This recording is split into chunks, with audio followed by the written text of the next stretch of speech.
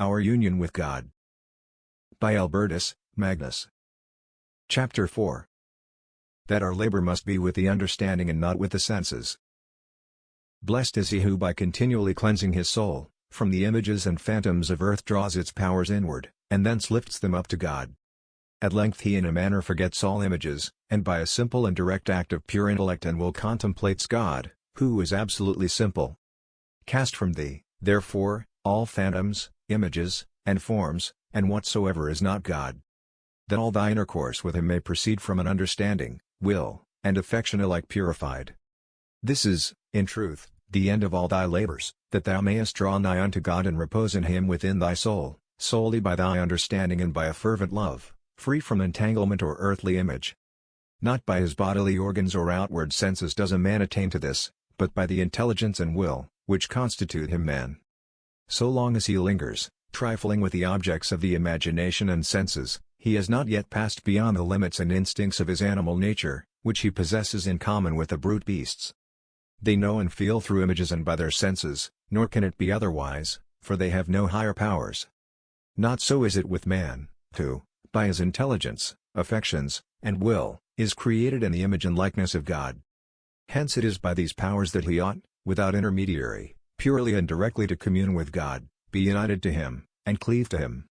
The devil does his very utmost to hinder us from this exercise, for he beholds in it a beginning and a foretaste of eternal life, and he is envious of man.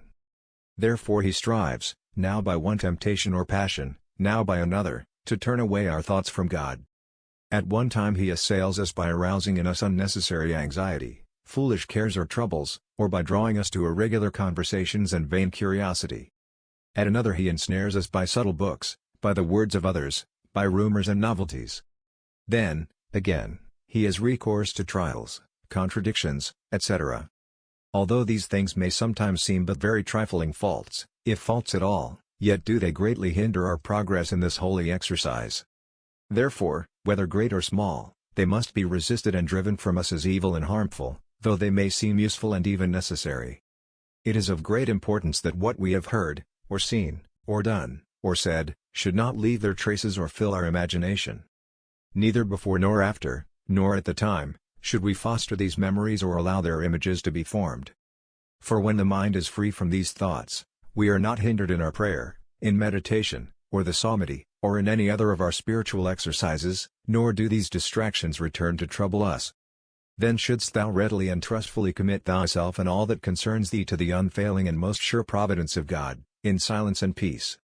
He himself will fight for thee, and will grant thee a liberty and consolation better, nobler, and sweeter than would be possible if thou gavest thyself up, day and night to thy fancies, to vain and wandering thoughts, which hold captive the mind, as they toss it hither and thither, wearying soul and body, and wasting uselessly, alike thy time and strength.